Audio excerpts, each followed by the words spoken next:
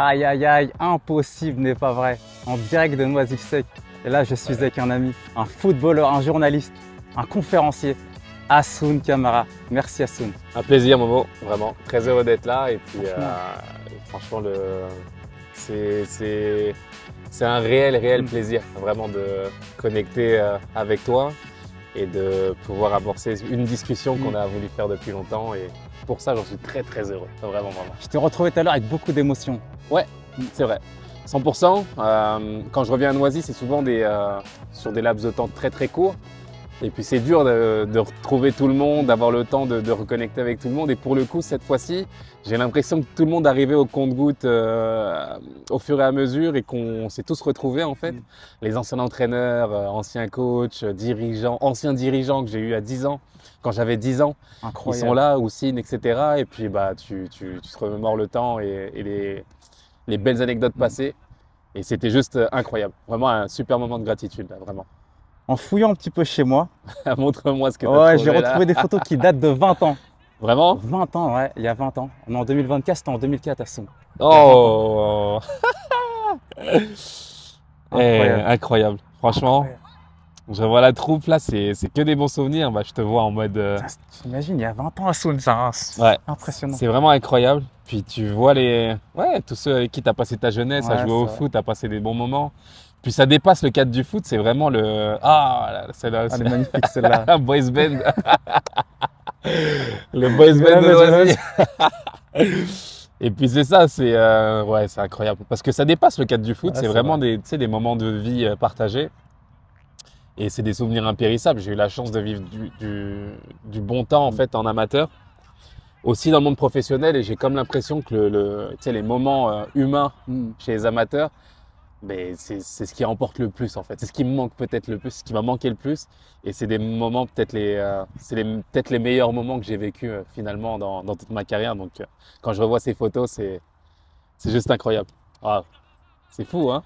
Tu sais, déjà quand je viens, c'est toujours avec beaucoup d'émotions. Mais quand je t'ai revu, je me suis dit, waouh! En plus, ce que tu disais, j'avais l'impression de revenir. Comme si le coach, il m'appelait pour l'entraînement et tout. Mais c'est exactement ça. On a revu Mambi avec qui on s'entraînait à l'époque. Et puis, tu sais, j'ai l'impression qu'on a juste raccroché les crampons il y a 20 ans et que le temps, il y a une parenthèse de 20 ans entre temps. Et que c'est comme si c'était hier en fait. J'étais prêt à remettre les chaussures, à m'entraîner, à entendre Mambi me crier dessus, à me dire cours, on va faire des 400 mètres. Et lâche pas. Et puis ouais, c'est une école de sport, de foot, mais de vie aussi. Ça bouge pas en fait. Il y a 20 ans après, ça bouge pas. On s'est retrouvés comme si de rien n'était. On était une petite dizaine à discuter de tout et de rien. Et puis c'est les meilleurs moments. C'est magnifique, vraiment.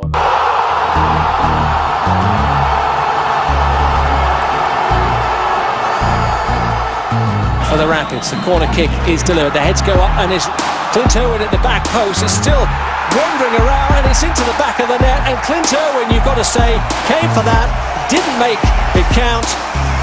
And it is Hassoun Camara with his second goal of the season. Has got Montreal Impact back on level terms. Noisy-le-Sec, un moment important de ta vie. Est-ce que tu aurais 2 ou 3 moments forts à nous partager? Oui, bah, il y en a eu tellement, franchement, de moments forts que je pourrais passer la soirée à en énumérer. Le premier, je dirais que c'était le premier match auquel j'ai assisté à l'extérieur de Noisy. C'était en Coupe de France. Il jouait contre le FC Metz de Robert Pires. C'est de joueurs incroyables, Jacques Songo, que je voyais à la télé. Et puis voir Noisy jouer contre cette équipe-là, sincèrement, j'étais tout petit. Et puis c'était incroyable pour moi parce que c'est là, je pense, que j'ai nourri peut-être des rêves de joueurs professionnels. Je me suis dit, waouh, ils sont capables de jouer contre ces grosses équipes-là. Donc ça m'a marqué. Et puis c'était des joueurs que je côtoyais parce qu'on avait la chance de jouer, d'être entraîné par ces joueurs-là pendant la semaine. Donc forcément, c'était comme un sentiment d'appartenance fort. Et le deuxième, je dirais que c'était le match qui m'a permis aussi de me révéler. On a joué contre Auxerre en 2006 et ça m'a permis de montrer ce que j'étais capable de faire. Mais plus que ça, c'est que j'ai joué avec des joueurs qui étaient incroyables à ce niveau-là et on était une belle bande de copains en fait. Et puis on a perdu 1-0, on était à 10 contre 11 et on s'est dit ah ouais quand même, tu sais, on a quand même fait preuve d'une belle énergie de corps et c'était un super souvenir. Et je pense que ouais, c'est peut-être les 2 il y en a d'autres, franchement, je pourrais, comme j'ai dit, passer tout mon temps à en parler, mais Noisy, c'est vraiment le club qui m'a vraiment marqué, qui m'a fait croire en l'impossible, en fait, que travailler, jouer et rêver pouvait te permettre d'accéder au plus haut niveau. Je te rejoins justement, Hassoun, quand tu parles de valeurs, tu vois, de famille. Moi, c'est ce qui m'a marqué. Et en l'occurrence, toi, déjà, je tiens à te remercier. Il y a une vidéo parce que c'est moi qui te remercie aussi. j'ai Vraiment. rencontré une belle personne et je me rappelle que moi, quand j'avais débuté Impossible n'est pas vrai, tu as fait partie des premières personnes qui m'a repartagé. Donc vraiment, Hassoun, c'est la classe. Bah, c'est moi qui te dis merci parce que quand je faisais ça, je sais la personne que tu es, donc je l'ai fait spontanément. Et puis l'idée, c'était de pouvoir partager en fait des valeurs que je partage avec ce que toi tu voulais dégager. Et puis c'était naturel. Et je trouve ça je trouvais ça extrêmement authentique. Je trouvais ça extrêmement fort de pouvoir partager justement ces valeurs-là avec ton audience. Et je savais où tu allais. Et j'ai comme l'impression que là encore, on discute aujourd'hui, mais je sais que dans 2 ans, tu seras à une autre étape encore parce que tu es dans le vrai et que tu veux faire des choses vraiment pour les autres. Et c'est naturel pour moi de pouvoir encourager ce type de projet. J'ai envie de te dire bravo à toi. Tu sais, c'est sincère ce que je te dis Ouais, là. je Il sais n'y a très pas de bien. caméra. C'est comme s'il n'y avait pas de caméra, Ouais. mais je te dis bravo parce que tu sais, c'est du temps, de l'énergie et des valeurs que tu veux partager avec les gens tout le temps. Et c'est juste incroyable ce que tu arrives à faire, parce que tu arrives à inspirer du monde, que ce soit en France, au Canada, quand je partage tes vidéos, j'ai des retours aussi. Puis je trouve ça extraordinaire et j'espère vraiment que tu tireras le plus haut possible avec ça, parce que tu le mérites vraiment, vraiment, vraiment. Merci, Hassoun. C'est gentil, on continuera. Et on continue sur ta carrière, ta riche carrière. Parce que tu nous as parlé du match de Coupe de France. Et là, ensuite, tu signes dans un grand club, Ouais. l'Olympique de Marseille. Mais comment ça s'est passé? Explique-nous, on veut savoir. C'est vrai qu'au sortir de ce match-là, donc je fais une bonne prestation globalement, c'est vraiment bien passé pour moi. Parce qu'à l'époque, tu jouais en N2, Ouais, National 2. absolument, absolument. C'est-à-dire 4e division en France. Ouais, absolument. Exceptionnel. Et puis, tu sais, il n'y a absolument rien de garanti. Je veux dire, il y a des joueurs partout et puis il n'y a rien qui garantit qu'au sortir de ce match-là, il peut se passer quelque chose. Mais je m'étais quand même dit quelque part que voilà, le nombre d'essais que j'avais fait en jeune, où on m'avait dit non, etc., tu as peut-être l'occasion en un match de prouver que tu as le potentiel pour faire quelque chose. Puis au sortir du vestiaire, je reçois des appels, des messages, puis je me rends compte qu'il se passe quelque chose, tu vois. Je dis, ah ouais, mais là, attends. Tu sais, c'est Rennes qui m'appelle, c'est les Glasgow Rangers, c'est Sedan, c'est des clubs comme ça. Je me dis, ben, c'est fou. Et puis, dans mon idée, je parle avec mon père, je dis, il y a Rennes tu sais, ils appellent tout le week-end là, ils me demandent de venir, donc je suis super content. Et puis, c'est la direction que je veux prendre. Puis, je vais à Rennes d'ailleurs. Moi, il n'y avait pas de Marseille au début, c'est Rennes, c'est réglé. Donc je vais à Rennes, je fais mon essai à Rennes, ça se passe super bien. Le directeur sportif, Pierre Drey aussi, me dit, ok, c'est bon. On te propose un contrat de 3 ans, tu signes la semaine prochaine, c'est réglé, etc. Puis je rentre à la maison et puis pour moi, c'était bon. Hein, tu sais, je voyais le club parfait pour moi. Et puis en avançant dans les négociations entre le club de Noisy et Rennes, je comprends qu'il y a des choses qui se passent que je ne maîtrise pas tellement. Et puis je sens que le contact se délie un petit peu. Et pendant ce temps-là, je reçois un appel de l'OM tout de suite qui me dit, écoute, on veut que tu fasses un essai chez nous. On t'a vu à Noisy, on t'a vu à Rennes aussi, puis on est intéressé. Donc je prends l'avion, je vais avec mes parents, je fais la semaine d'essai. Puis là, j'atterris dans un vestiaire où je vois Mamadou Niang, je vois Exceptionnel. ouais, je vois des Lorik Sana, je vois Habib Bey, je vois quand même Samir Nasri. Ouais. Je me dis, waouh, incroyable. Et je fais la semaine comme ça se passe vraiment très très bien. Je me sens vraiment à l'aise avec le groupe et tout. Et puis au sortir de là, Pape Diouf et José Anigo me disent, c'est bon, on te fait signer un contrat tout de suite, 3 ans. Tu n'as pas besoin de repartir nulle part. Si tu signes, tu es bon avec nous. Donc mes parents viennent descendre avec moi. Et puis on signe le contrat. Et puis c'est comme ça qu'on a commencé et que l'aventure a commencé pour moi. Ouais, C'est impressionnant. incroyable, Ça. incroyable, Franchement, vraiment, impossible. pour le coup. T'avais quel âge là? Et j'avais pratiquement 23 ans. 23 ans. Et t'as fait toute ta carrière, on va dire, dans le milieu amateur au départ. Absolument. C'est exceptionnel. Ouais, j'avais fait 0 centre de formation. J'avais pourtant fait beaucoup d'essais. Hein. J'avais fait une vingtaine, trentaine de centres de formation, des tests, etc. Rennes, Guingamp, Bordeaux, Nantes, je peux tous les citer, là, Metz, etc. Puis ça a toujours été non. il manquait toujours quelque chose. Et finalement, bah, tu te rends compte que c'est, je sais pas, peut-être le travail, la persévérance, aussi la chance, faut le dire, parce que à 23 ans, je veux dire, c'est dur d'être considéré à 23 ans quand tu es amateur et que tu n'as pas d'expérience justement en centre de formation. Mais finalement, bah, le fait de ne pas avoir lâché, d'avoir eu une belle opportunité et de l'avoir saisie, je pense que c'est ce qui m'a permis de vivre l'aventure que j'ai vécue derrière. C'est beau et aussi c'est mérité, puisque moi je me souviens à Noisy, tu faisais aussi partie de ces espoirs où on sentait qu'il y avait un réel potentiel. Tu vois, je le voyais avec Nasser, sa façon de nous coacher, sa façon de nous élever aussi, Ouais. Hassoun. 100%. Moi, je trouve que Noisy, c'est une super école de foot, bien entendu, mais aussi une école de vie. Moi, j'ai appris beaucoup de choses à Noisy. Nasser faisait Nasser Sanjak, qui était notre entraîneur, donc faisait le lien entre le terrain et l'école. Donc, il appelait les profs pour savoir comment est-ce qu'on travaille à l'école, comment est-ce que les jeunes se comportaient. Il y avait des sorties qu'on faisait. Je veux dire, j'ai découvert Paris grâce à Noisy-le-Sec. Donc, des sorties en musée, des sorties en centre de formation. J'ai été à Clairefontaine avec Noisy, voir Zidane, voir des joueurs comme ça. Je veux dire, avec un cahier qu'ils nous offraient, etc. Et puis on avait nos stylos, on écrivait justement nos idées. Je veux dire, je m'en souviens, je me souviens comme si c'était hier, là, tu vois, tout ça. C'est pour ça que je parle d'école de foot, mais école de la vie qui nous apprennent un slogan qui était écrit derrière le cahier, le foot c'est bien, l'école c'est mieux. C'est ce qu'il y avait écrit derrière le cahier à chaque fois. Et puis il y avait écrit pas de quartier pour la dope aussi, des jeux de mots sur les quartiers populaires et le fait d'essayer d'éviter certaines bêtises. Je veux dire, c'est des ancrages. Quand on parle d'ancrage, les valeurs, elles sont là et elles tombent pas de nulle part. C'est parce que je l'ai lu quelque part et qu'on m'a donné ces véhicules-là. Et forcément, bah, je serai éternellement reconnaissant à ce club-là. Qui m'a appris beaucoup de choses sur le terrain. J'ai progressé énormément grâce à ce club. Et puis en tant qu'homme et jeune adulte, c'était la meilleure école de vie, assurément. Ouais.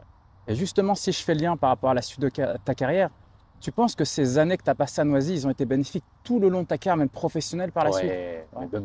Franchement, ils ont été cruciaux dans mon après-carrière. Parce que justement, cette phrase-là, le foot c'est bien, l'école c'est mieux, bah, elle m'a permis de m'accrocher justement dans ce que je voulais faire. Bien entendu, mes parents, mon père et ma mère extraordinaires dans l'accompagnement. Je veux dire, moi j'avais un père qui me lâchait pas, qui était tout le temps derrière moi, qui me poussait à jouer au foot, mais surtout à surtout pas lâcher l'école. Donc c'était impossible. Avec mon père, c'était impossible de dévier. Franchement, même si tu en avais envie, tu sais que tu peux pas. Et puis forcément, avoir ce cadre-là, bah, ça te permet d'avoir des bases solides pour t'élever. Et surtout, comme je disais, en après-carrière, où en étant encore joueur, je commençais à préparer mon après-carrière. Mais parce que bah, je savais que voilà, c'était éphémère, le foot, c'est bien, on adore ça, etc. Mais c'est pas la fin, justement, c'est pas une fin en soi. Et que bah, je commençais à écrire un livre, par exemple, en étant joueur. Donc je commençais à écrire certaines notes, etc. Et puis à commencer à faire des petits chapitres et à évoluer comme ça parce que bah, je savais qu'il fallait que j'amorce quelque chose. Et que ces outils-là, bah, c'est vraiment le top foot. C'était voilà, l'atelier qu'on avait quand on était jeune, les éducateurs, tout ce qu'ils nous ont donné, là, c'est tous ces outils-là, toutes ces bases scolaires aussi qui m'ont permis justement d'amorcer au mieux l'après-carrière, 100%.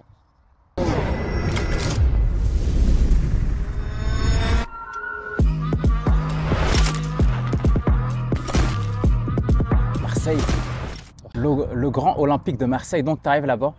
Et comment ça se passe tes premiers pas? Franchement, exceptionnel au début. Quand j'arrive, c'est incroyable. Bah, tu arrives dans un vestiaire de joueurs, mais de personnalités incroyables. Donc il y avait, comme je l'ai dit, hein, Mamad, Niang, Djibril Cissé, Zenden.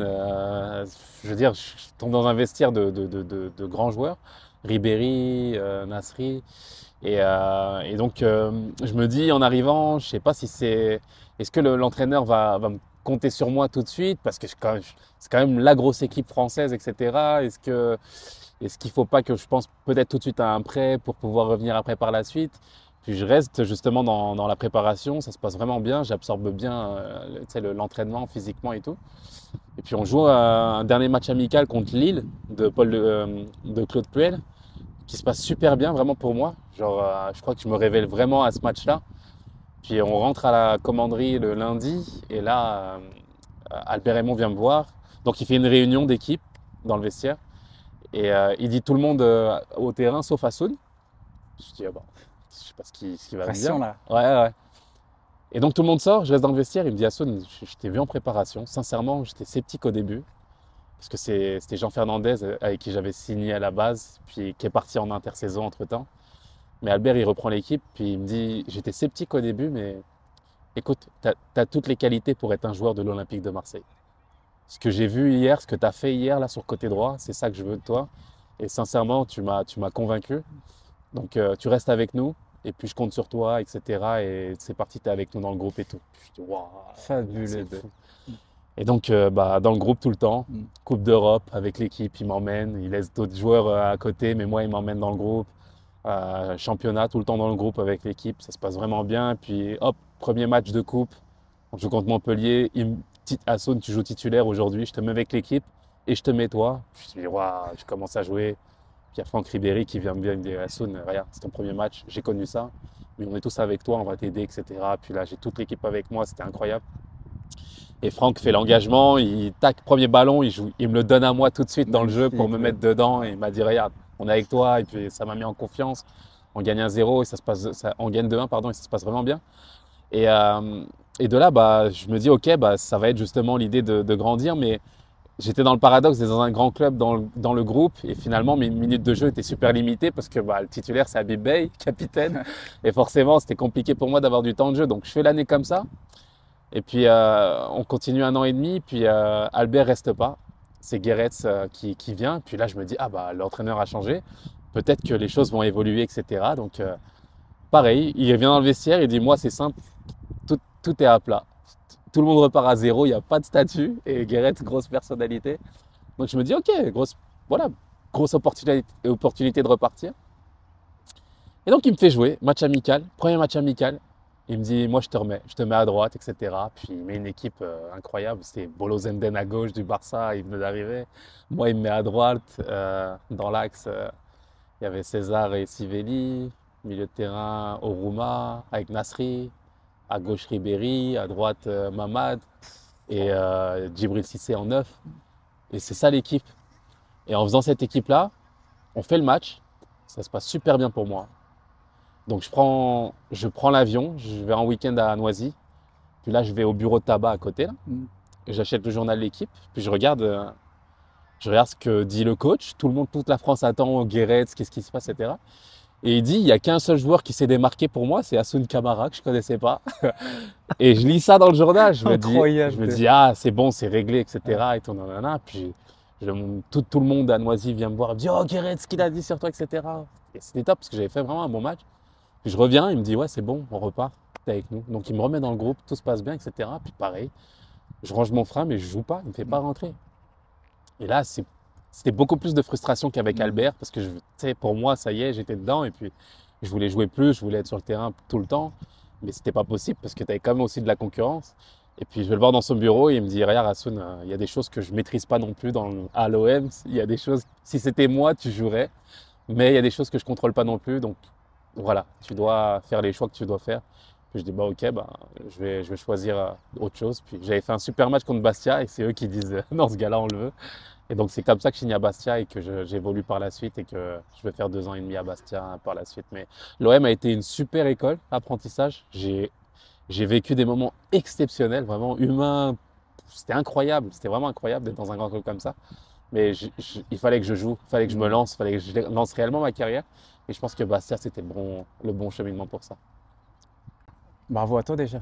Marseille, à jamais les premiers. Ouais, c'est ça. À Marseille, c'était bizarre parce que moi, plus jeune, pour être très franc, j'allais souvent au Parc des Princes. J'aimais Marseille, hein, plus jeune aussi, mais quand tu grandis à Paris, forcément, tu as cette ambivalence-là.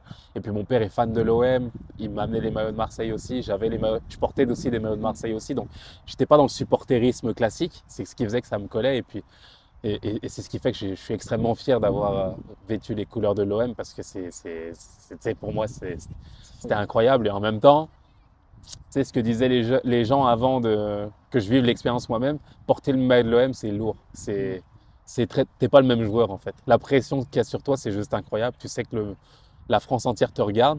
Tu sais qu'à l'étranger, on te regarde aussi. Et porter ce maillot-là, ça a été toute une pression aussi. Et une fierté à la fois. Donc je comprends quand on dit que voilà, c'est pas tout le monde qui est capable de porter le maillot de la Marseille et qu'il faut avoir le caractère et la personnalité pour aussi. C'est comment quand on joue un match au Vélodrome, l'ambiance?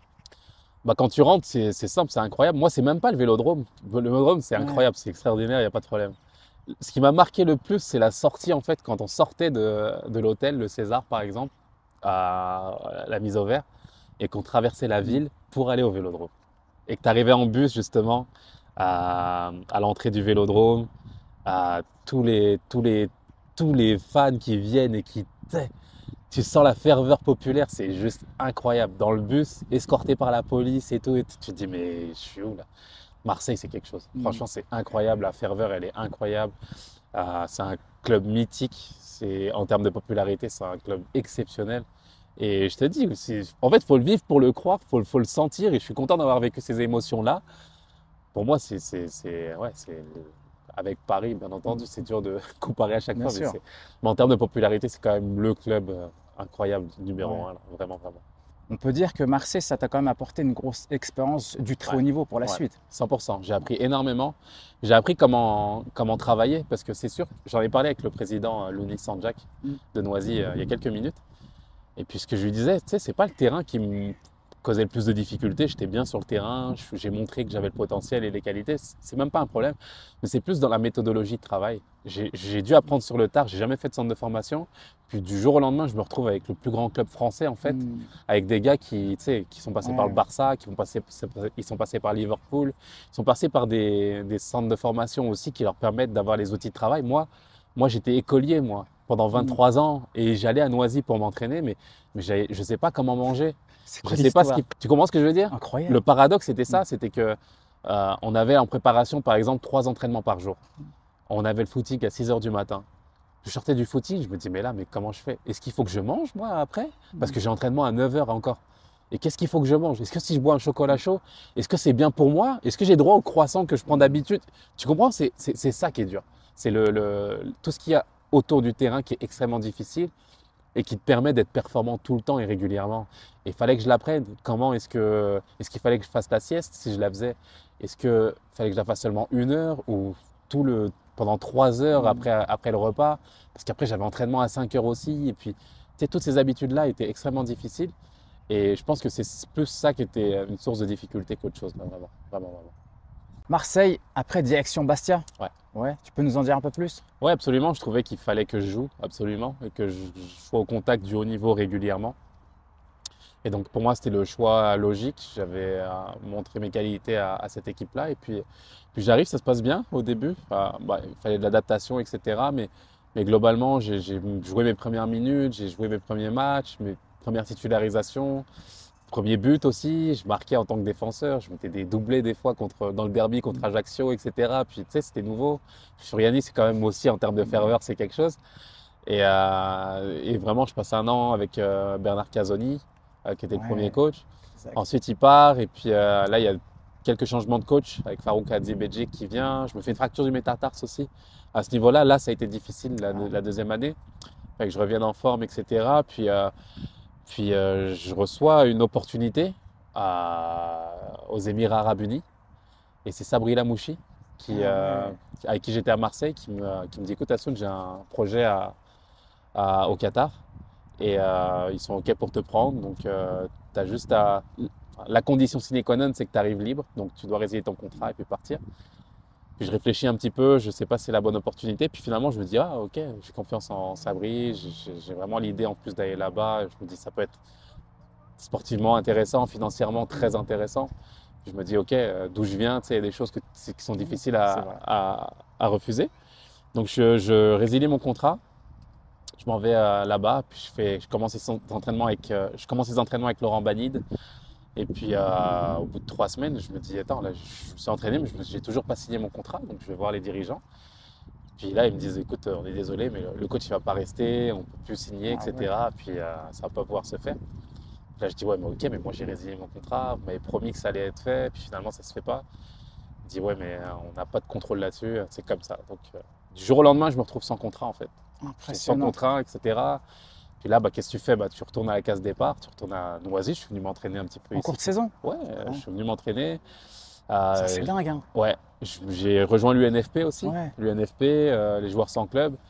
Puis la condition sine qua non quand tu t'inscris à l'UNFP, c'est d'accepter que le registre soit public. Donc tu fais partie des chômeurs de France, entre guillemets, à l'époque, c'est ça. Tu sais, tu sais, il y a quelques. Pour ceux qui ne sont pas initiés au foot, ça peut prêter sujet à moquerie, etc. Tu vois, tu fais partie de l'équipe de France des chômeurs, en gros, tu vois. Mais tu sais que c'est par là que tu dois passer si tu veux avoir l'espoir de rebondir.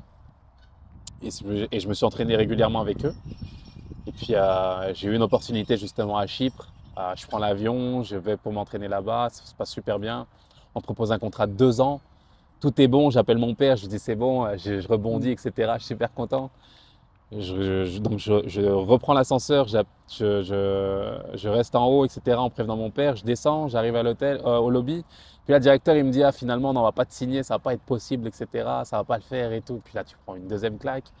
Puis là, il faut annoncer à tes parents que ça se fait pas. Bref, plein d'histoires comme ça. Puis tu dis, tu sais, est-ce que c'est la fin? Parce que la réalité aussi, c'est bien de parler des belles choses. Et j'ai vécu des choses. Je pourrais passer 2 heures à te parler des belles choses que j'ai vécues, mais je pense que ce qui inspire les gens, c'est de parler vraiment de la réalité derrière le beau et derrière les belles choses. Et puis ça a été un cauchemar, une vraie difficulté. Tu sais, comment tu te regardes avec toi-même. Tu es censé faire ta passion, puis finalement ta passion t'amène à vivre des moments ultra difficiles pour toi et ta famille. Tu sais, c'est pas le but. Le stress, la difficulté, c'est pas le but. Mais tu passes par ça. Et je pense vraiment que c'est le fait voilà, de continuer à avoir une vision et de m'entraîner et de garder cette discipline qui m'a permis de rebondir après et de me dire, écoute, accepte de passer par la difficulté, c'est peut-être ça qui va te permettre justement de rebondir. Et je crois que ça a été la meilleure des chances. De vivre ce que j'ai vécu à ce moment-là, je te jure, je pense que je remercierai jamais assez je serai jamais assez reconnaissant pour ça parce que je trouve que ça a été la meilleure école humaine pour moi. Tu sais, de me retrouver avec moi-même, seul, en galère de galère, c'était dur et en même temps, c'est ce qui me permet aujourd'hui d'affronter toutes les épreuves que j'ai eues là, elles me paraissent gérables avec ce que j'ai vécu hier et puis ça a été une super école. Comment tu as fait pour tenir mentalement? Bah, ça a été dur. Déjà, ce qui est bien, c'est que j'ai une famille exceptionnelle, des parents exceptionnels, frères et sœurs exceptionnels qui m'ont accompagné, qui m'ont toujours soutenu, qui ont toujours cru en moi. Et c'est pas des mots en fait, c'est pas des mots en l'air qu'on dit devant la caméra. Mon père m'a toujours dit, tu vas voir ce qui va se passer, tu vas voir. Si tu travailles comme tu travailles, mais c'est dur de l'accepter quand tu es dans la difficulté forcément, mais quand tu as des gens qui te disent ça, qui croient en toi, plus que toi-même tu crois en toi à certains moments, bah, ça te permet justement de garder le cap. Et c'est ce qui s'est passé. Franchement, mon père m'a accompagné dans tout, ma mère pareil, et croyait en moi, ils m'ont dit de ne pas lâcher. Et puis de garder cette discipline d'entraînement, même quand il n'y avait plus personne, quand les agents qui t'appelaient il y a 5 ans, eux, sont passés à un autre jeune pour l'accompagner, je veux dire, ils n'ont plus le temps pour toi. Bah, tu n'as pas le choix de compter que sur toi-même parce que tu te rends compte, c'est une belle école de vie aussi, tu te rends compte que quand tu es en difficulté, souvent, les railleries, tu sais, on rigolait plus de moi à une certaine époque qu'autre chose. C'était plus, il était à Marseille il y a quelques années, aujourd'hui il n'a plus de club. Entre eux, et puis tu le sais, mais c'était pas gênant plus que ça. Moi, sincèrement, j'arrive à avoir une certaine carapace et j'arrive à me concentrer sur les tâches, tu sais, à être focus sur mes objectifs, peu importe ce qui se passe autour. Ça, c'est une de mes forces, je pense. Je suis très très peu dispersé par les choses qui m'entourent et j'arrive à continuer malgré tout. Et c'est ce qui m'a donné la force après d'aller au Canada et de me dire, ok, de prendre mon sac, parce que j'avais côtoyé justement des coachs canadiens à l'UNFP qui faisaient leur stage et leur diplôme d'entraîneur. Donc c'est là où j'ai vu qu'il y avait des opportunités à la base au Canada, des discussions entre les coachs. J'ai rencontré différents coachs français vraiment et canadiens à l'UNFP, à Clairefontaine. Et c'est vraiment Christophe Galtier qui était là, des entraîneurs qui finissaient leur formation. Et en même temps, ces coachs canadiens qui venaient justement vivre cette expérience-là. Donc ça m'a ouvert à certaines choses. Et un ami à moi, Mourad, qui vivait au Canada et que j'ai rencontré justement à cette période-là, et qui m'a parlé du club aussi, et un autre agent qui m'a parlé du club aussi. Puis là, j'ai décidé de prendre mon sac, d'y aller. Et c'est comme ça aussi que l'aventure a commencé et m'a permis de rebondir. C'est incroyable. Ouais, franchement, c'est incroyable parce que c'est vraiment aussi un concours de circonstances. Puis il faut y croire, hein. Je veux dire, Canada, moi, quand on parle du Canada, c'est sirop d'érable, des ours polaires et le froid. Tu sais, c'est les clichés qu'on a quand on est Ouais, français, c'est tu vrai, vois, on c'est vrai. connaît rien au Canada. Puis j'ai regardé le projet, j'ai vu le projet qu'il y avait, l'ambition qu'ils avaient aussi d'aller en MLS et de faire quelque chose de bien en Amérique du Nord. Puis là, j'ai dit, ok, bah, je prends mon sac, j'y vais. J'ai pris mon sac, j'ai été là-bas faire un essai sans aucune garantie. Et finalement, l'essai s'est bien passé. Ils avaient pris des joueurs d'un peu partout en Europe, en Amérique du Nord. Puis c'est vraiment bien passé. Et puis c'est comme ça que j'ai signé mon premier contrat là-bas. Je crois qu'il faut oser dans la vie, c'est ça? C'est ce que tu veux dire? Ouais, faut pas avoir peur. Faut sortir je veux dire, des sentiers battus, de la zone de confort. Je pense que c'est en ayant cette mentalité-là qu'on est capable d'évoluer et de toucher des choses qu'on n'aurait même pas imaginées en fait. Parce que, comme je te dis, le paradoxe, c'est que les joueurs avec qui j'étais à Marseille à l'époque, bah, c'était ces mêmes joueurs qui m'appelaient après par la suite pour pouvoir rejoindre ma formation au Canada ou en après-carrière là-bas. Et c'est là où je me dis, mais regarde, c'est fou, là où tu croyais, entre guillemets, avoir eu de la difficulté ou échoué, bah, finalement, tu sais, je veux dire, si c'était à refaire, je ferais la même chose en fait. C'est-à-dire que entre une fin de carrière aux États-Unis, au Canada ou ici, avec ce qui se passe pour moi en après-carrière, je te jure que jamais je voudrais rester ici en France. C'est que je suis très heureux de ce qui s'est passé pour moi là-bas. Parce que, bah, comme j'ai dit, il y a eu le foot, mais il y a eu plein d'autres choses aussi, humainement parlant, des rencontres exceptionnelles. Mais professionnellement parlant, en termes d'opportunités et de possibilités en fait de faire croître mon potentiel, ça a été exceptionnel. Je ne suis pas sûr que j'aurais eu la force ou même l'idée d'écrire un livre en étant en France. C'est paradoxal ce que je te dis, c'est que j'ai appris beaucoup de choses en France, mais j'ai eu l'impression que les opportunités se sont ouvertes à moi là-bas et m'ont permis en fait d'avoir un écosystème qui me permet tu sais, de me réinventer, de m'inventer. Je veux dire, je donne des conférences, je suis conférencier pour des boîtes aussi au Canada. Je collabore avec des boîtes comme L'Oréal au Canada sur du long terme. Incroyable, Je c'est veux dire, magnifique. ouais, je veux dire, je suis pas sûr tu sais, d'avoir même l'opportunité de connecter avec des grosses boîtes ici, tu vois, je suis pas sûr, je sais pas. C'est pour ça que je te dis, plus que du foot, c'est vraiment, tu sais, en termes de soft skills, là, d'intelligence émotionnelle, de pouvoir, tu sais, sortir, de pouvoir s'écouter et de pouvoir connecter avec les autres. Je pense que ça a été peut-être ma plus grande force, plus que même le football, je crois. Je crois, ouais. Ouais, 100%. C'est un tout en fait qui s'est mixé. Ouais, je pense que ouais, c'est un tout qui s'est aligné. Et je pense que quand tu es ouvert justement à recevoir des autres, bah, tu sais, ta croissance personnelle elle est vraiment, vraiment galvanisée. Il y a des choses qui se passent où certains parleraient tu sais, d'énergie positive ou de contact, tu sais, qui sont même impalpables là, mais je pense que quand tu es dans la bonne voie, quand tu es dans l'énergie, dans la bonne énergie, les bonnes volontés, tu sais, on dit souvent comme par hasard, mais c'est pas un hasard en fait. Non, c'est que tu as décidé d'être là, tu as décidé de travailler dans cette voie-là, et tu as décidé de t'aligner avec des gens qui avaient la même vision ou la même connexion que toi, et forcément, bah, ça t'amène à te reconnecter. Je veux dire, j'ai décidé de garder une relation avec toi, à échanger, à continuer à interagir. Je veux dire, c'est pas un hasard qu'on soit là à faire cette C'est vrai. émission. On pourrait dire que c'est un hasard et que c'est les fêtes, mais non, c'est parce que bah, je m'intéresse à ce que tu fais, je m'intéresse aux valeurs que tu dégages, aux entrevues que tu as pu faire avec des joueurs que j'ai connus, etc. Et puis les valeurs que tu dégages me rejoignent. Et comme par hasard, bah, on est là à le faire et puis à discuter à notre tour et puis à pouvoir échanger autour de ces valeurs-là. Tu sais, c'est pas un hasard. Donc, Pas de hasard. c'est là où je veux vraiment inciter les gens à se dire que ce qui se passe, je pense qu'on mérite globalement ce qui nous arrive dans la vie. Je dis globalement parce qu'il y a des choses qui peuvent être difficiles, qu'on peut vivre difficilement. Mais je pense que même ces choses difficiles qu'on peut vivre dans la vie peuvent être le meilleur ressort aussi, et le meilleur ressort pour avancer et avoir quelque chose d'autre extraordinaire en fait. Donc la plus grande difficulté peut nous servir à avoir la plus belle des réussites derrière. Et je pense que c'est vraiment cet adage-là que j'essaye de garder pour évoluer. Vraiment, vraiment. Ouais, 100%. Magnifique, Assoun. Magnifique ce que tu dis. Non, mais je le pense. c'est- Je te jure, je le pense.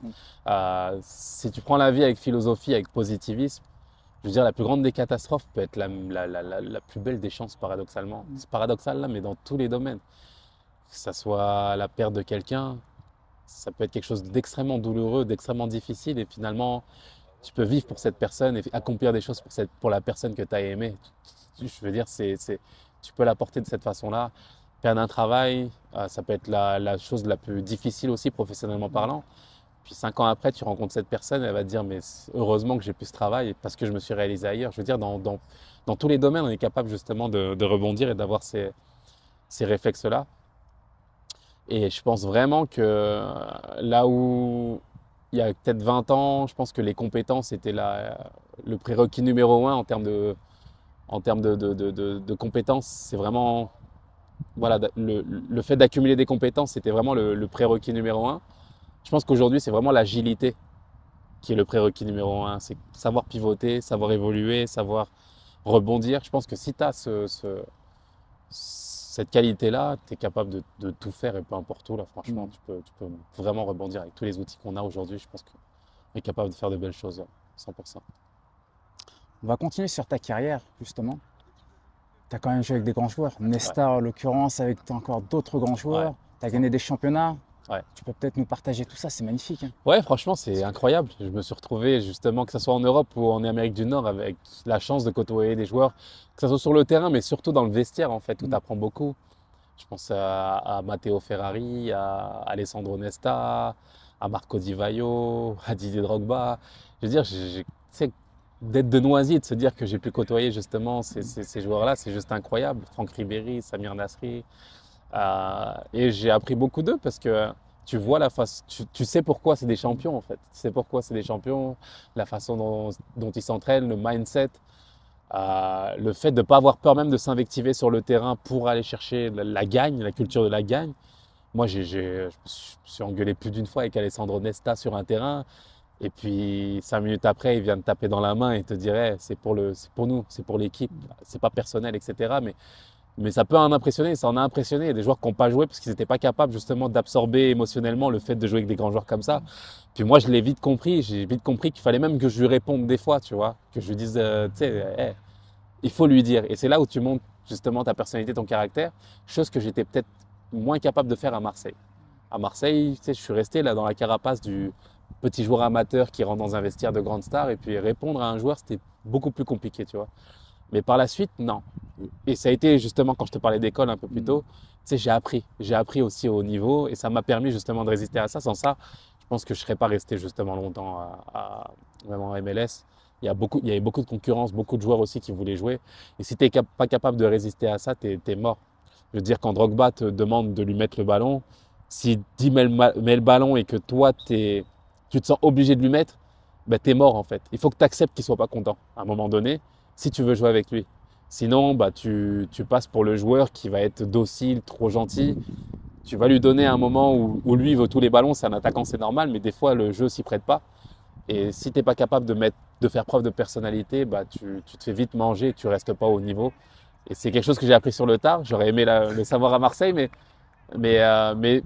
justement, je pense que cette école-là m'a permis justement d'évoluer, de jouer avec ces grands joueurs-là. Intéressant ce que tu dis justement sur la personnalité. Parce que tu vois, on veut parfois trop robotiser le joueur en termes d'évolution tactique, mais on ne parle pas du tout de cet aspect-là où parfois il y a c'est pas une rivalité, mais entre coéquipiers, il faut quand même savoir faire sa place. Ouais, je pense que c'est très important et je pense que c'est la qualité première avant même d'être un joueur. Il y a des joueurs, il y en a beaucoup, on a tous des qualités, je veux dire, on se rappelle le talent qu'il y avait par exemple à Noisy.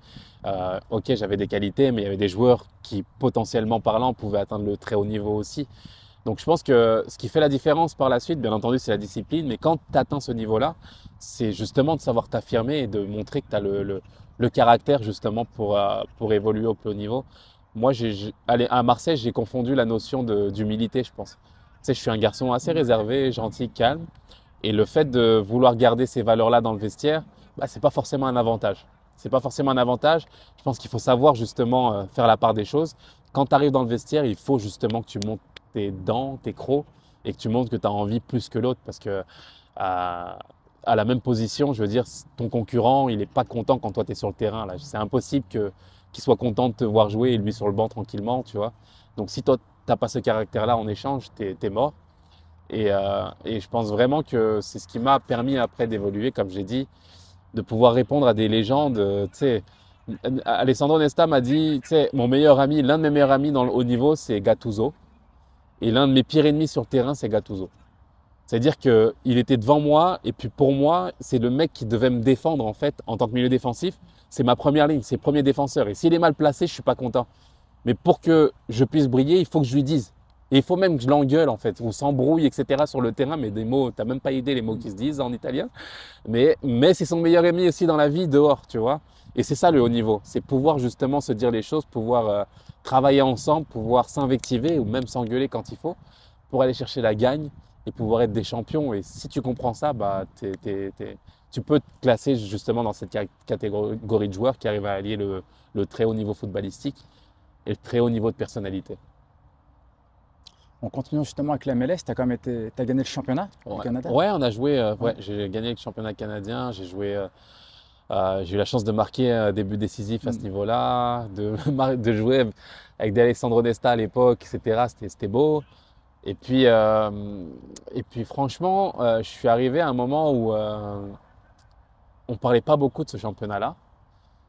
Il y avait quelques pionniers qui arrivaient, comme Sébastien Letou ou d'autres. Thierry Henry à l'époque était un des premiers gars qui arrivait en MLS aussi. Puis moi, ce qui m'a beaucoup plu, c'est de pouvoir évoluer dans ce championnat-là et de le voir l'évolution année après année, grandir, évoluer, d'avoir des grandes stars arriver, des joueurs de qualité, moins connus à l'international, mais très talentueux comme Nacho Piatti par exemple, qui était un joueur fabuleux avec qui j'ai joué, incroyable. Et c'est vrai que je suis très très heureux de l'expérience que j'ai vécue là-bas parce que ça m'a appris beaucoup de choses sur le plan professionnel, mais aussi sur le plan humain. J'ai pu jouer avec des Argentins, des joueurs de partout dans le monde, des Colombiens, des Américains aussi, et d'apprendre de coachs exceptionnels aussi comme Jesse Marsh, qui était mon premier coach en MLS, qui par la suite a appris à jouer la Ligue des Champions en Europe avec Salzbourg. Il a pris Leeds en Première Ligue. Puis aujourd'hui, revient au Canada en tant que sélectionneur. Et c'est vraiment, tu sais, ça montre que le Canada a évolué. Alphonso Davies, contre qui je jouais à l'époque, aujourd'hui s'exporte et est capable de jouer dans des clubs comme le Bayern ou d'autres. J'ai nos petits à nous du Canada, de Montréal, comme Ismaël Koné, qui vient de signer à l'Olympique de Marseille, avec Mehdi Benatia qui l'a engagé. C'est juste incroyable. C'est des choses qu'on voyait, Cornelius aussi, qui vient de signer aussi. Donc, on voyait ça rarement, mais voire jamais à l'époque. Et puis aujourd'hui, tu te rends compte qu'il y a un gros vivier, il y a des joueurs talentueux partout dans le monde aujourd'hui, et que les joueurs canadiens sont capables de faire de belles choses. Et puis, tu sais, quand tu as l'impression d'avoir fait partie de ce processus, de ce projet-là, c'est gratifiant et ça permet justement à des jeunes de pouvoir s'exporter aujourd'hui. Et c'est incroyable, vraiment, vraiment. C'est beau, tu es resté quand même pas mal d'années là-bas. Ouais, je suis resté beaucoup d'années à Montréal. J'ai joué 7 ans en tout. C'est beaucoup. C'est important dans une vie. Hein. Ouais, c'est beaucoup. Puis surtout, ce qui est beau, c'est que c'était un choix en fait. C'est que j'ai été sollicité, beaucoup sollicité en étant à Montréal. Que ce soit par des clubs de MLS, donc Los Angeles Galaxy, New York Red Bull, mes coachs qui voulaient que je parte. Mais j'ai fait le choix de rester en fait, ou même en D2 anglaise, de pouvoir revenir en Angleterre par la suite. Mais je ne l'ai pas fait parce que j'anticipais déjà l'après-carrière en fait. J'ai trouvé mon terrain à Montréal, j'ai trouvé ma place. Je me sentais vraiment bien humainement, les fans m'aimaient beaucoup. Puis je me suis dit, tu sais, tu vas aller à Los Angeles, tu vas aller à New York, ils vont recruter Gérard Piqué, Rafa Marquez, et puis tu vas aller sur le banc t'asseoir parce que c'est des vedettes internationales. Et puis après ça, tu fais quoi à New York? Je veux dire, il y a Jay-Z à New York, non, mais la réalité, c'est ça. Tu vas t'asseoir, tu vas faire quoi? Je veux dire, est-ce que c'est opportun pour 2 ans en fait, de pur plaisir footballistique, de sacrifier peut-être des choses que j'anticipais déjà à Montréal? Donc j'ai décidé de rester et finalement, ça a été le meilleur choix sportivement parce qu'il y a des joueurs incroyables qui sont venus par la suite, comme Didier, comme d'autres. C'était incroyable. Et aussi humainement et professionnellement, en termes de reconversion, je pense que ça a été le bon choix pour moi et qui me permet de vivre des choses incroyables. Je veux dire, commenter l'Euro, commenter la Coupe du Monde là-bas, revenir en France pour commenter les Jeux Olympiques chez moi. Je veux dire, pour des chaînes canadiennes, je veux dire, c'est exceptionnel, c'est incroyable pour moi. Je veux dire, je faisais mes interventions, puis j'allais voir mes parents le soir à côté. Je veux dire, c'est juste incroyable. Et c'est le foot qui m'a amené ça. C'est le foot, c'est Montréal aussi, à qui je dois beaucoup. Au président, aux dirigeants, franchement, ils m'ont accompagné dans beaucoup de choses. Je leur suis reconnaissant. Pour moi, je pense que ça a été vraiment le bon choix et le bon terreau pour pouvoir me développer en tant qu'humain. Assoun, on va évoquer maintenant l'après-carrière. Parce que c'est souvent et même très difficile pour un footballeur de s'arrêter. Ouais, Comment toi ça s'est passé? C'est vrai que c'est un moment crucial pour tous les footballeurs de savoir comment se réinventer tout simplement parce que tu es connu et reconnu en tant que joueur, applaudi, supporté en tant que joueur et puis du jour au lendemain c'est fini. Je veux dire, tes talents, les passements de jambes ou les positionnements que tu avais en tant que latéral, ils ne te servent plus à rien dans ta vie, dans ta nouvelle vie en fait. Donc c'est vrai que c'est compliqué à amorcer ça. Puis moi, j'ai essayé en fait d'anticiper au mieux justement ce moment-là. J'ai travaillé plusieurs projets en même temps. J'ai commencé à investir aussi dans des projets qui m'animaient. Et puis c'est marrant, mais je me souviens encore de déplacements en bus. On allait à New York pour jouer. Et puis j'étais dans le bus. Et puis là, j'avais mon petit carnet. Et puis je notais toutes les idées qui me passaient par la tête. Mais surtout aussi les visions que j'avais pour moi-même. C'est-à-dire que moi, j'ai fait appel à une coach de vie en tant que joueur. Donc Martine, que je salue d'ailleurs, je l'ai sollicité pour mon jeu sur le terrain, mais aussi pour la vision de l'homme que je voulais être en fait dans 5 ans, dans 10 ans, dans 15 ans, dans 20 ans. Et puis j'avais le réflexe en fait d'avoir dans l'avion à chaque déplacement, et puis dans l'avion, je veux dire en MLS, c'est 5 heures d'avion, là tu as le temps justement pour réfléchir, faire des choses. Je prenais tout le temps mon cahier, mon ordinateur, et puis les autres riaient de moi un petit peu, là, les coéquipiers ou les coachs, mais ils disaient, c'est quoi ce businessman ou ce gars qui est tout le temps sur son ordi à travailler, etc., ou ses livres et tout.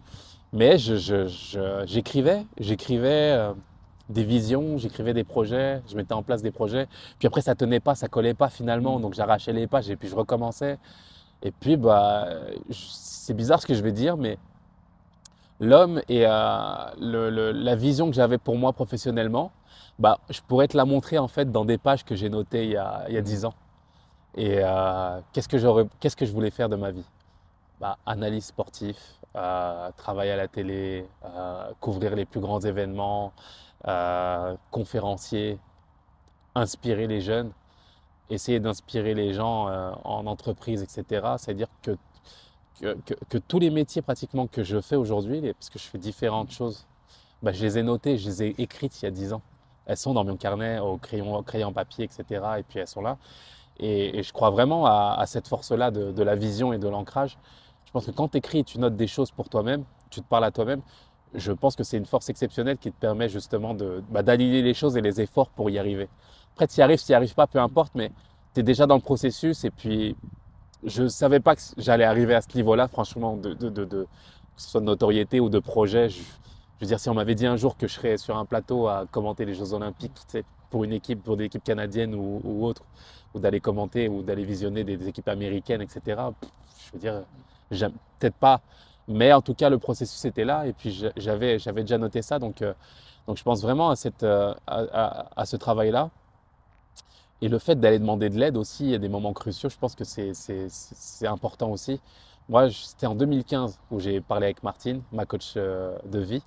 Et puis, j'étais à un moment où sur le terrain, ça allait pas. J'étais pas bon. Franchement, j'étais vraiment pas bon. J'avais du mal à enchaîner les matchs sur le terrain. J'étais souvent remplaçant aussi à Montréal. Et puis j'avais plus envie. J'avais vraiment plus envie du goût d'effort, etc. C'était compliqué. Puis je me dis, attends, tu es quand même fouteux. Et puis tu as quand même un sentiment où t'es plus là, il se passe quelque chose. Et donc, j'ai relancé ça. J'ai été avec mon ami Reda. Reda m'a présenté justement Martine. Et puis, j'ai été la voir. Et puis, on discutait au début de vie. Et puis, on a parlé de foot. Et d'une saison à une autre, je passe du joueur moyen, voire pas bon, à joueur de l'année dans mon club. Vraiment dans les mêmes conditions, je veux dire. Donc là, il n'y a pas d'hasard, tu vois. Il y a pas d'hasard quand tu arrives à travailler sur certaines choses, à placer ton travail en fonction de ton talent. Moi, ça m'a permis de m'élever beaucoup. Je la remercie énormément. Et ça m'a permis justement d'avoir une réflexion sur moi-même aussi, qui je veux être. Tu sais, quelle place tu veux avoir dans ta vie personnelle et quelle place tu veux laisser aussi. C'est-à-dire qu'on est tous de passage, donc ça, il n'y a pas de problème. Mais quand tu t'en rappelles vraiment, tu te dis, ok, moi, je veux être à 90 ans, à me retourner derrière moi et à me dire que je veux être fier de ce que j'ai fait là, ou de ce que j'ai laissé. Et c'est vraiment ce qui m'anime année après année en fait. Quel projet j'ai envie d'avoir et de me dire ok, je vais en être fier.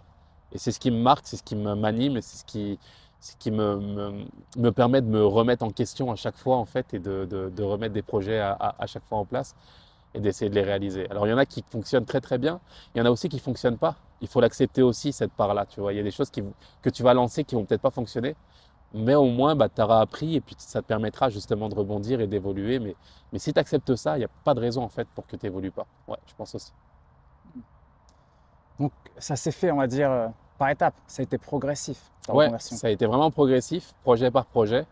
Et puis, euh, et puis je pense que chaque projet t'apprend forcément quelque chose. Celui qui fonctionne, celui qui ne fonctionne pas. Je pense que ça te permet de t'interroger, d'apprendre ce que tu n'as pas bien fait, d'avoir une certaine forme d'humilité aussi, de se dire que tu sais, tu ne vas pas tout casser tout le temps. Là. Il y a des choses qui vont moins fonctionner, il faut l'accepter. Et puis cette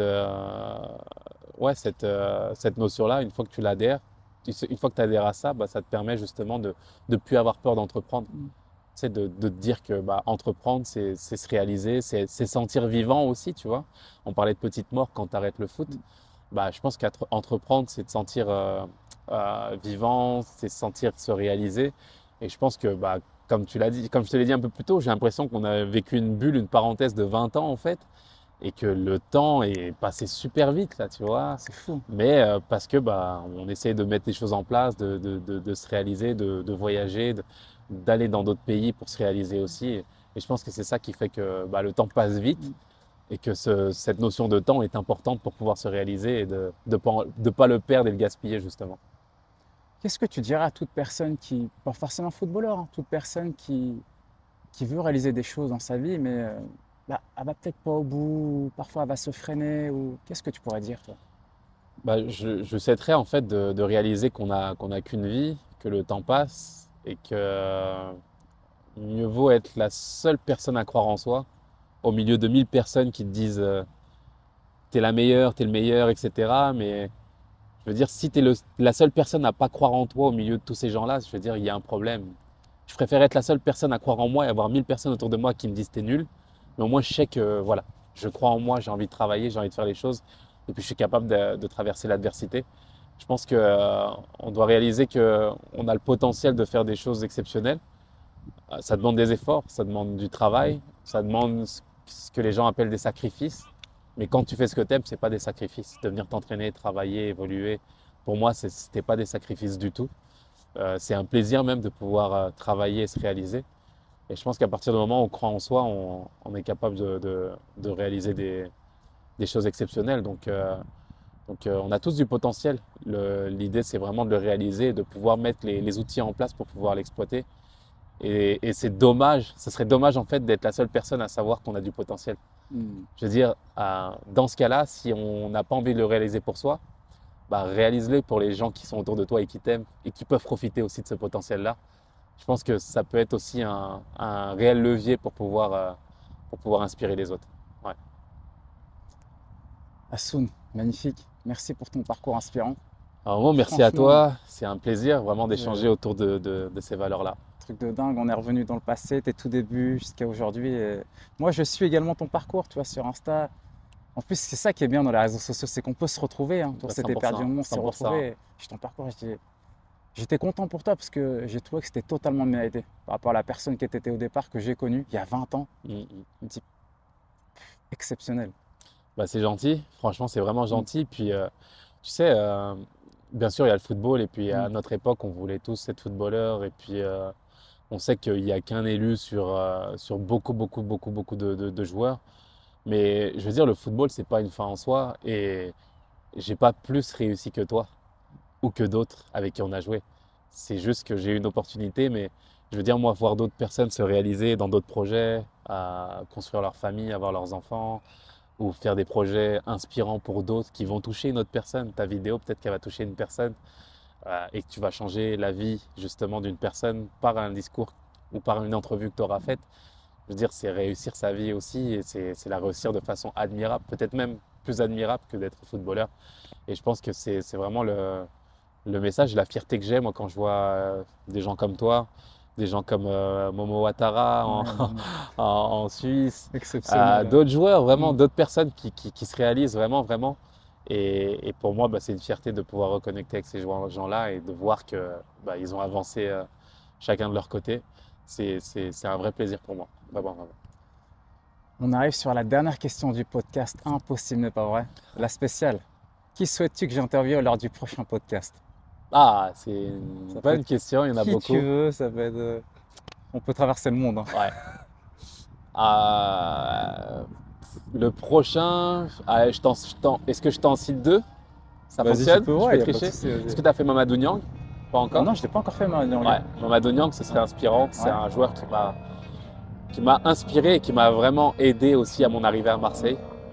Ça a été un repère pour moi, un relais aussi en tant que Français, bien entendu, Sénégalais aussi. Et puis, c'était un joueur incroyable. Donc, ouais, Mamad, Mamad, justement, venant du Havre aussi. J'ai fait une action avec lui récemment sur le Havre, là. Ouais, tu vois, je trouve que Mamad, j'aime beaucoup ce qu'il a fait, bien entendu, mais j'aime beaucoup ce qu'il fait aussi aujourd'hui. Je trouve que sa reconversion est belle aussi, il Ouais, initie des magnifique. projets et il m'inspire aussi par les partages humains qu'il a aussi sur les réseaux et ça colle à la personne qu'il est. Donc ouais, Mamad. Le deuxième, je te dirais Didier Drogba, pourquoi pas?